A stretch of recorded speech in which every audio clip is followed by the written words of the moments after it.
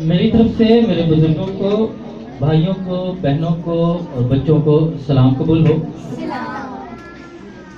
بہت مرتبہ ہماری زندگی میں ایسا وقت آتا ہے کہ ہمیں قرضہ لینے کی ضرورت پڑ جاتی ہے، اور ہم تب تک غیر مطمئن اور غیر تسلی بخش اپنے آپ کو محسوس کرتے ہیں جب تک وہ قرض ہم ادا نہ کر دیں۔ تو آج وہ دن ہے کہ جب یسوع نے تمام کا تمام قرض ادا کر دیا ہے اور کہہ دیا ہے کہ تمام ہوا۔ بہت اچھی بات تھی جو ابھی عثمان بھائی نے یہ کی، اور بظاہر اس کے بعد لگتا ہے کہ اب میرے بولنے کی ضرورت نہیں ہے کیونکہ تمام ہو گیا ہے، لیکن ابھی ختم بندی کا نعرہ باقی ہے۔ ہم جب گھر شفٹ کرتے ہیں تو سارا سامان شفٹ کرنے کے بعد جو ہمارے مددگار ہوتے ہیں وہ کہتے ہیں لو جی سارا کام ختم ہو گیا، ہوں اسی نہا دھو کے ریسٹ کر کے تو پھر واپس آنے۔ تو یسوع مسیح کا کام تمام ہو گیا ہے، 7واں دن اس کا شروع ہونے والا ہے۔ ہم 7واں کلمہ شروع کریں گے ابھی، اور 7واں کلمہ سنانے کے لیے میں اپنے بڑے بیٹے کرس اینجل کاظم کو بلاؤں گا۔ I will call to my older son Chris Angel. Please come forward to the dais for the 7th word of cross.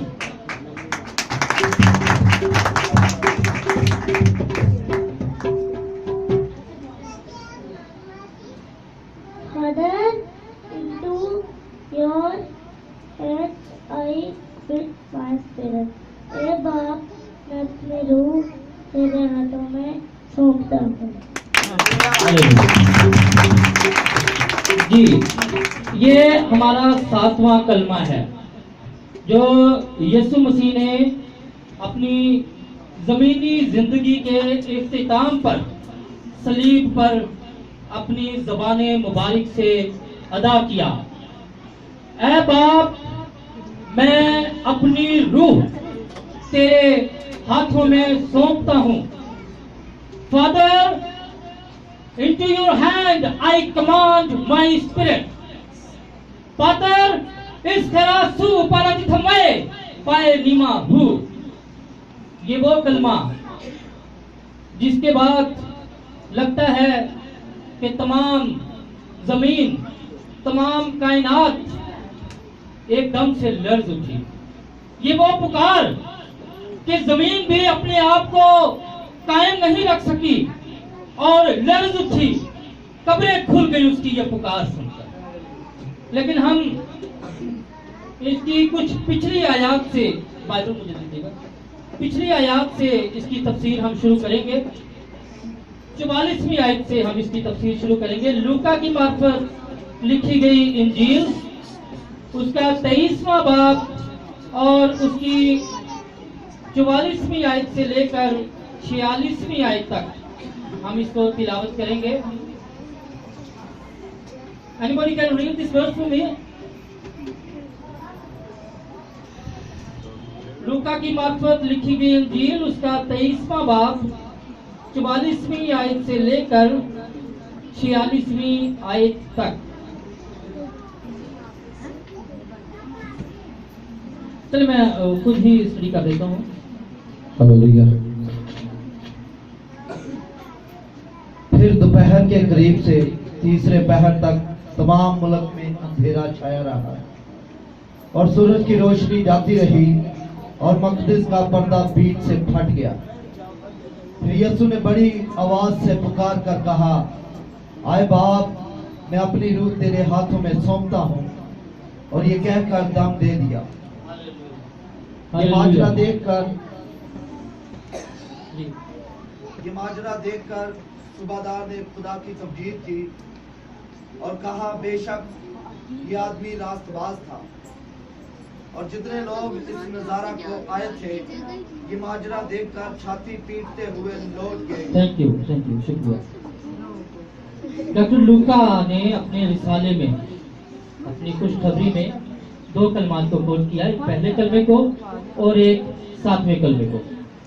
اور ڈاکٹر لوکا کا زیادہ زور یسوع مسیح کو بے گناہ ثابت کرنے پر ہے، اور وہ اپنے رسالے میں انہی 2 کلمات کو پیش کر رہا ہے، جہاں وہ ثابت کرنے کی کوشش کر رہا ہے کہ یسوع مسیح بے گناہ تھا. اس کی منظر نگاری، اس کلمے کا جو سین ہے، متی رسول اور لوکا رسول نے جو اس کلمے کی پیش منظر جو بیک گراؤنڈ بنایا ہے، جو اس کا سین بنایا ہے، وہ سیم وہی ہے جو 4تھے کلمے کا سین ہے. وہی اندھیرا ہے، وہی تاریکی ہے، اور وہی سب کچھ ہے جو 4تھے کلمے میں بیان کیا گیا ہے. لیکن یہ اندھیرا فوق الفطرت اندھیرا نہیں تھا.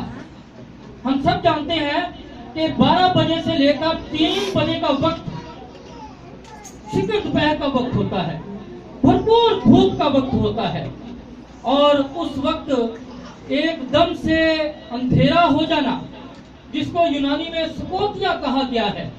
سکوتیا اس اندھیرے کو کہتے ہیں جس میں چاند تارے نظر آنے شروع ہو جائیں، وہ اندھیرا ہو گیا. کچھ تنقید نگار اس بات کو کہتے ہیں کہ یہ سورج گرہن ہو گیا تھا. کچھ کہتے ہیں کہ اس وقت بادل چھا گئے تھے جس کی وجہ سے اندھیرا ہو گیا. لیکن سورج گرہن ایک تو 160 میل کے ایریے کو اندھیرے میں نہیں ڈباتا، اور دوسرا 45 منٹ سے زیادہ نہیں ہوتا سورج گرہن. فل سورج گرہن بھی ہو تو وہ 45 منٹ تک سورج کے آگے رہتا ہے. اس کے بعد جو تمام سیاروں کی گردش ہوتی ہے، اس کے ساتھ ساتھ وہ اپنی رفتار کے ساتھ 45 منٹ کے اندر سورج کے آگے سے گزر جاتا ہے. لہذا اس بات کو یہ کہنا کہ یہ سورج گرہن کا اندھیرا تھا، یہ نہیں تھا، کیونکہ اگر یہ سورج گرہن کا اندھیرا ہوتا تو 1:15 بجے سورج نظر آنا شروع ہو جاتا، جبکہ یہاں پر اندھیرا 12 بجے سے لے کر 3 بجے تک چھایا ہوا ہے. اور دوسری بات آیت میں ہم دیکھیں گے کہ مقدس کا پردہ بیچ سے پھٹ گیا. یہ مقدس کا پردہ کیا تھا؟ یہ مقدس کا پردہ خداوند کے ہیکل کے نقشے میں پاک ترین مقام تھا، جو دروازے سے لے کر سب سے اینڈ والے حصے میں خدا کی حضوری کی عکاسی کے لیے بنایا گیا تھا. اور یہ قرمزی رنگ کا پردہ تھا، اور یہ کم از کم 6 تہوں میں تھا. اس کے 6 پردے 6 انچ تک اس کی دیوار چوڑائی بنتی تھی. اور جب یسوع مسیح نے یہ بلند آواز سے پکار لگائی تو آسمان کے ساتھ ساتھ زمین کے ساتھ ساتھ ہیکل کے اس پردے کو بھی اثر ہوا، اور اوپر سے لے کر نیچے تک 2 ٹکڑے ہو گیا. اور یہ پردہ آدم سے جو خدا اور انسان کے درمیان جدائی ہو گئی تھی، اس جدائی کے درمیان یہ پردہ حائل تھا.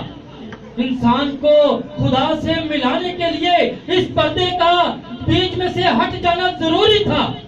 اور یسوع کی اس پکار کے ساتھ وہ پردہ 2 ٹکڑے ہو گیا، اور انسان اور خدا کے درمیان جو عدن سے جدائی پڑ گئی تھی، جس جدائی کو نوح، ابراہیم، یعقوب اور یسایہ جیسے نبی دور نہیں کر سکے تھے، یسوع مسیح کی ایک پکار نے اس پردے کو پھاڑ دیا، اور انسان اور خدا کے درمیان ازل سے جو جدائی ہوئی پڑی تھی وہ ختم ہو گئی. اور آج ہم رسہ باندھ کر خدا کی ہیکل میں پاک ترین مقام پر نہیں جاتے، بلکہ ہم آزادانہ طور پر خدا سے جا کر بات کر سکتے ہیں.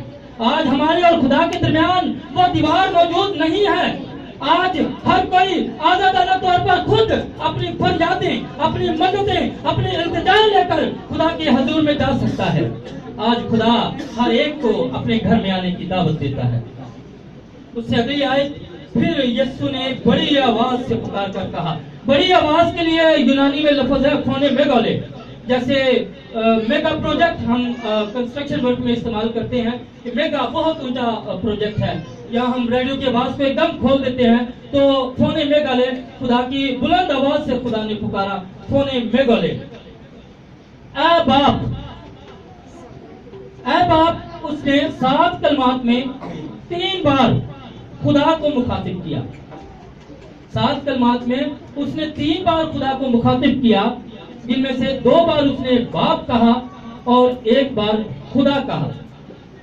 باپ اس نے اس لیے کہا اور اس لیے بلند آواز سے یہ کہا اے باپ، تاکہ یہودی سن لیں، رومی لوگ سن لیں کہ میں نے باپ کہا ہے، کیونکہ اس پر صلیب پر جانے کی ایک وجہ یہ بھی تھی کہ اس پر یہ الزام لگا تھا کہ یہ اپنے آپ کو خدا کا بیٹا کہتا ہے، اس لیے اس نے صلیب پر بیٹا کہہ کر ان کو یہ ثابت کرنے کی کوشش کی ہے کہ تم نے مجھ پر الزام تو لگایا کہ اس نے اپنے آپ کو خدا کا بیٹا کہا، لہذا میں کہتا ہوں کہ میں خدا کا بیٹا ہوں۔ یہودیوں کو اس نے بلند آواز سے پکار کر سنایا کہ میں اس کا بیٹا ہوں۔ پھر اس نے رومیوں کے لیے یہ خطاب کیا خدا سے کہ اے باپ، کیونکہ رومیوں کا ایک لا ہے، رومیوں کی ایک بک ہے جس میں ان کے قانون ہوتے ہیں، اور اس بک میں، قانون کی اس کتاب میں ایک لا ہے جس کو یونانی پوتیر یا پوتیستاس کہتے ہیں، انگلش میں ہم اس کو کہیں گے پیرنٹل پروٹیکشن لا، اردو میں ہم اس کو کہیں گے حقوق